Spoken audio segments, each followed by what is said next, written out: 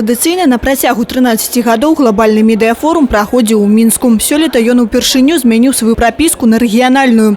У культурнай сталіцы СНД у горадзе з тысячагадовай гісторыяй сабраліся кіраўнікі самых буйных сродкаў масавай інфармацыі, палітолагі, вядучыя прадстаўнікі экспертнай і медыйнай супольнасці.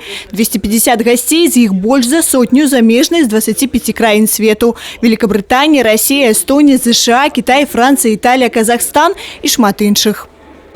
Я думаю, одной из целей этого форума – это концентрация усилий международного медиасообщества на выработку позитивных взглядов на то, что происходит в нашей стране, на открытость и чистоту нашей внешней политики, которая основана на принципах добрососедства, взаимопонимания, мира.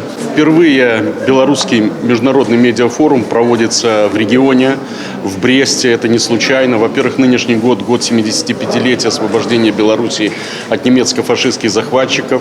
Во-вторых, Брест первым принял эстафету «Пламя мира», вторых европейских игр. И в-третьих, в этом году в Бресте тысячелетний юбилей. Конечно, это тоже возможность показать гостям, участникам форума, многие из которых не первый раз приезжают в Беларусь, показать Брест, показать другие регионы. На пленарным пасяджэнні удзельнікі форуму акрэслілі асноўнае кола пытанняў для абмеркавання: інфармацыйная бяспека, уплыў сацыяльных сетак і благасферы на фарміраванне грамадскай думкі, сучасныя тренды інтэрнэт-журналістыкі. Не маглі не закрануць і тэму агульнай медыапрасторы Беларусі і России. Агульная прастора, агульныя праблемы.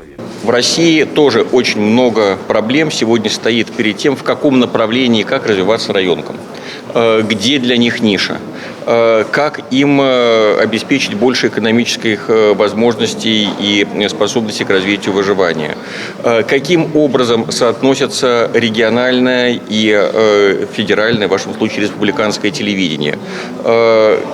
Какие способы есть, собственно говоря, развития и как традиционные средства массовой информации отвечают на вызов новых медиа.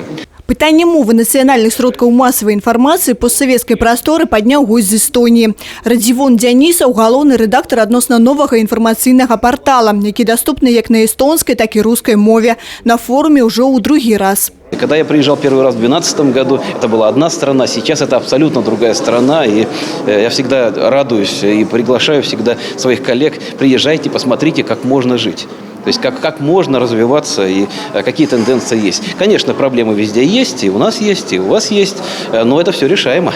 Сярод удзельнікаў нямала і замежных медыаэкспертаў, якія гатовы дзяліцца сваімі паролямі да поспеху ў аўдыторыі.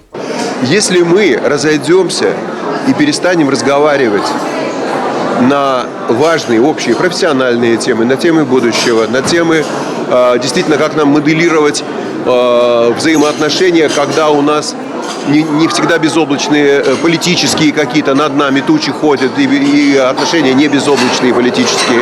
Это очень важно. В журналистике и в таком вот человеческом общении важно сохранять контакты. Форум, по-моему, этому служит. У другі дзень работы форуму пройдзе летняя школа журналістыкі на базе Брэсцкага дзяржаўнага універсітэта. Крысціна Пратасавіцкая, Александр Сівіцкі, тэлерадыёкампанія Брэст.